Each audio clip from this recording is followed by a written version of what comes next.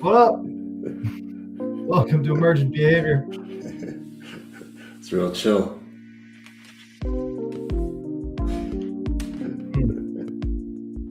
Is the new Drake album or Chris Brown? I'm about to freestyle some Drake. Please don't. Please don't. What's going on? It's another Friday, another Emergent Behavior. Indeed. Still no Fable. No Fable. I thought it was supposed to be this week, but can we bring the music down? Like, No jokes.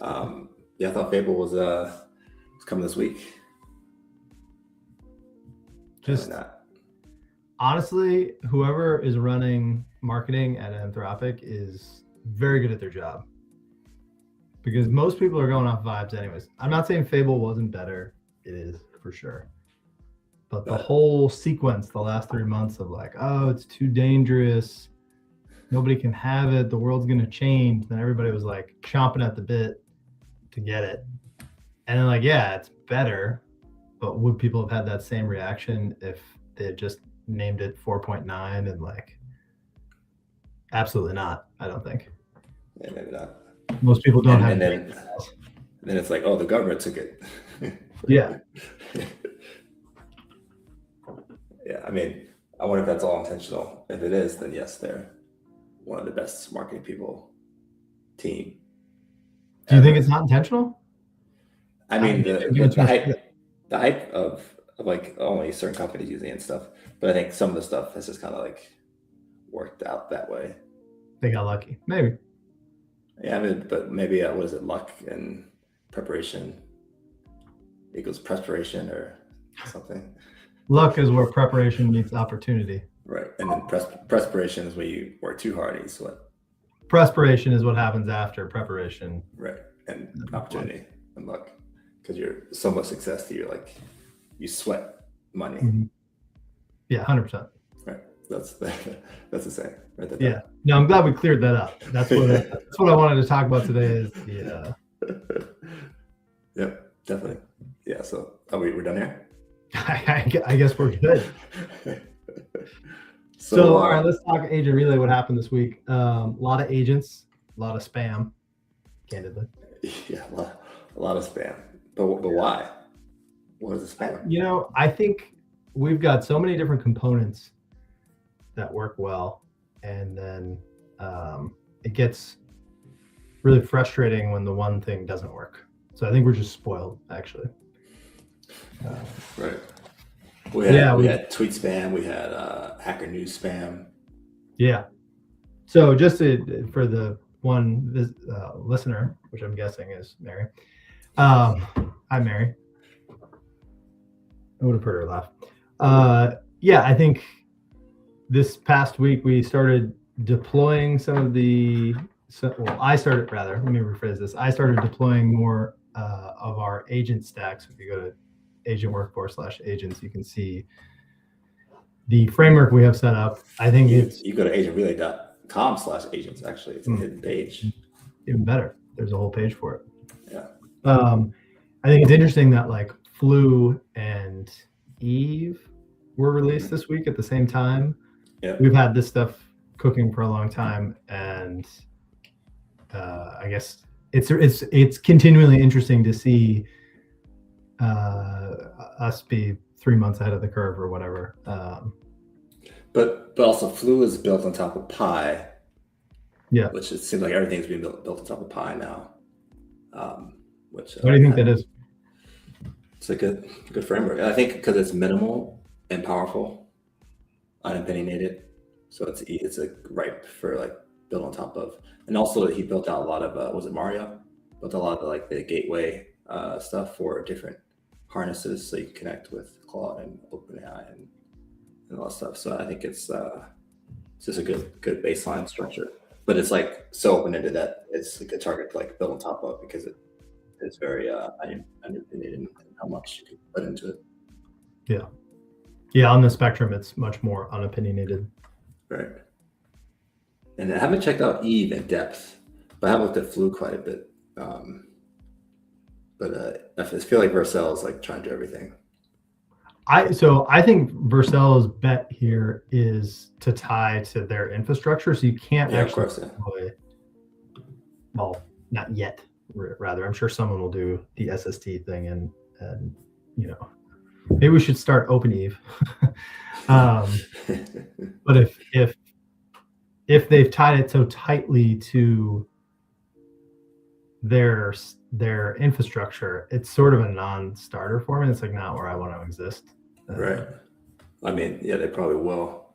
But they released what else? I feel like they released quite a few things, like the open harness stuff. But yeah, it's probably all tied to infrastructure, so it's limiting in that respect. And I feel like Next.js is kind of falling in favor a little bit too. So it's I don't know. Yeah, Next definitely won in my opinion. Technically inferior, but it was just so easy to get on Vercel's infrastructure. Yeah. And it was like serving a good use case at the for what it is. And you know, like I know Next, and the best tool is the one you know, and all that. So right. There is truth to like the first advantage mover here. And I wonder if people will just use it because it's, they already have people, they have distribution. Yeah. And that's their bet too. Like they're releasing a lot of stuff and just like using distribution to like keep people locked into the ecosystem. Distribution's the whole game, man. I would say it is the game. Yeah. Well, I had Fable working on a week to get our distribution up. So okay. As soon as Fable comes back, I think we'll be all set. Is this gonna like jump right back in? Yeah. We'll just drop that back in. Okay, nice. So we got agents in Slack and everywhere on all surfaces, and then what else? Fleets on Fleek. We should have called them Fleeks. Maybe we should rebrand them. Fleeks. Is it working for you? It is, yeah, as of today. How so? I have, what are Fleeks? Fleeks. I have on the Fleek. So the way Agent Relay works is we have a broker, which is a Rust binary that receives messages and handles the life cycle of your harnesses, so Cloud Code, Gemini, Grok, whatever, which is really useful. And then we have a hosted engine that handles the message passing and the durability and read receipts and channels and the searching. That can be hosted open source. We have the engine, or we have a version that you can just snap into for free. And so those things work great. And then what we saw from some people is that they wanted to have two, what we call the broker. So that's that Rust binary that controls the Cloud Code instances, Codex instances, et cetera, on different machines. So like I have my Mac Mini downstairs, and I have one running on my laptop, and maybe I have one running in a EC2, an AWS, or on Daytona or somewhere, some ephemeral server. So the problem was, and that worked out of the box, but the problem was that they weren't able to be targeted. So you couldn't have a specific message sent to a specific Cloud Code instance on a specific broker, because you just didn't know, like they were all on the same plane. And so what Fleets introduces is the ability to have nodes, those brokers or named brokers, and it actually opens up a lot of like really cool functionality where you can just have a Agent Relay workspace, and you can plug in different clusters or different nodes of agents that are working in teams and have them chat in channels and do work. And combined with the new changes in version 8 of Agent Relay, where we have the ability to do named actions, so like callbacks on different nodes. I set up a couple things where I have a service deployed in Cloudflare on a Cloudflare worker, and you can use it to talk to some agents on my Mac Mini downstairs, and those agents are running in their harnesses, and they do some work, and they call some MCP tools to call an action that then updates the database. And like, there's a lot of cool applications that you can do from that. And it results in some pretty cool behavior where you can have different agents exposing different tool sets that are then exposed on different nodes that is available to some master orchestrator. Yeah, really cool. Just be able to have like my Mac Mini. Like today, I was like going into the city, and at my Mac Mini, like my agent team on Slack, like communicate with them while I'm on the subway to like do work on my computer using my subscription, and like be able to coordinate that while I'm like in transit to getting my laptop is super useful. Yeah, super cool. I am in the habit of driving with my laptop when not sounds safe. Yeah. Well, you know, the AI is driving my car, but right. Part of the motivation to get fleets out was definitely related to that, like not wanting to have to in our system be tied to it. Right. And then you close your laptop, you want things to keep rolling. Yeah. Now Mac Mini is finally getting use. Related, I had Hermes, I think that's what I've landed on as what I'm going. Set up and Barry, my agent, I had been using quite a bit and sort of fallen out of behavior as more of agent relays functionality got improved, just because I appreciate Cloud Code more than I do the OpenClaw or Hermes harnesses. And so going back to Hermes was really interesting, and like, oh, they have like a Slack integration. Like, let's see how that compares to our agents framework. And oh my God, is it so bad? I don't know how people use it. Well, I mean, the Claude Slack app, the OpenAI AI Slack apps aren't great. Like, I think they haven't invested enough time in it, obviously, but it's not easy necessarily. Like Victor has a really good Slack app. There's a handful, I think, of really good Slack apps, but it's an opportunity for some really good entrants there. Yeah, somebody's gonna crack the like consumer-facing, really useful agent. The open source stuff right now, I think, is really rough around the edges. Maybe it's us. I don't know.